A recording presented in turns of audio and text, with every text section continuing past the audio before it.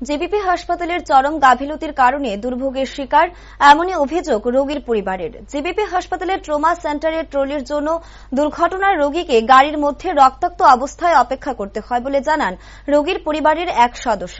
সংবাদ মাধ্যমের মুখোমুখি হয়ে রোগীর পরিবারের এক সদস্য বলেন, সোনামুড়া করয়ামুড়া এলাকায় বাইক দুর্ঘটনায় আহত হওয়ার পর আব্দুল রহমান নামে ব্যক্তিকে প্রথমে সোনামুড়া হাসপাতালে নিয়ে যাওয়া হয়। পরবর্তী সময় প্রাথমিক চিকিৎসার পর উন্নত চিকিৎসার জন্য রোগীকে জেবিপি হাসপাতালে রেফার করে। জেবিপি হাসপাতালে ট্রমা সেন্টারের ট্রলির জন্য দীর্ঘক্ষণ অপেক্ষা করতে হয়। অবশেষে ট্রলি না পেয়ে কোলে করে রোগীকে নিয়ে যাওয়া হয় বলে জানান পরিবারের সদস্য। তিনি আরও বলেন, ট্রমা সেন্টারে কেবলমাত্র 2টি ট্রলি রয়েছে। স্বাস্থ্যকেন্দ্রে এরূপ পরিষেবা প্রদান করলে অসুস্থ রোগীর চিকিৎসা কিভাবে হবে? হাসপাতাল কর্তৃপক্ষের বেহাল পরিষেবার জন্য ক্ষুব্ধ রোগীর পরিবারের সদস্য।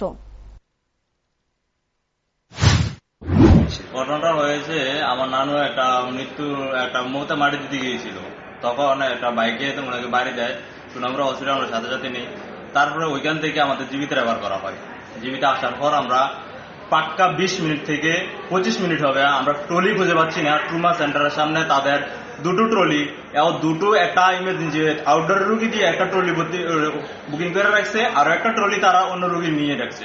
অন্য আর কোনো ট্রলি নেই। 2টো ট্রলি দিয়ে ইমার্জেন্সি ট্রমা সেন্টারের সামনে তারা কিভাবে হসপিটাল চালায়, হসপিটাল কর্তৃপক্ষ কিভাবে চালায়, আমি এই জিনিসটাই বুঝতে পারছি না। আমরা সাধারণ মানুষ হসপিটাল কেন আসি? পরিষেবা নেওয়ার জন্য আসি না কোনো তাদেরকে আমরা পরিষেবা দিব? আমরা এই জিনিসটাই বুঝতে পারছি না। তারা কি করছে রুগীর সাথে? 20 মিনিট ধরে ইমার্জেন্সি ট্রমা সেন্টারের সামনে গাড়ি দাঁড়িয়ে আছে, গাড়ি থেকে রুগী নামাতে পারছি না।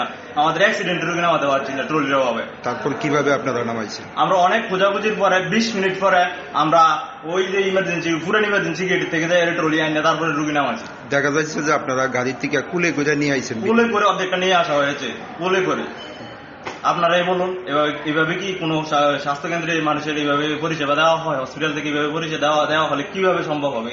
কিভাবে রুগী আমরা হসপিটাল নিয়ে আসবো?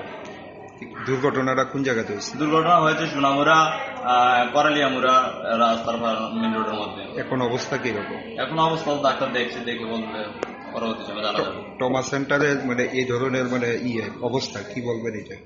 এটা তো আমরা সাধারণ মানুষ, যারা সাধারণ জনগণ, তাদের জন্য অনেকটা দুঃখজনক বিষয়।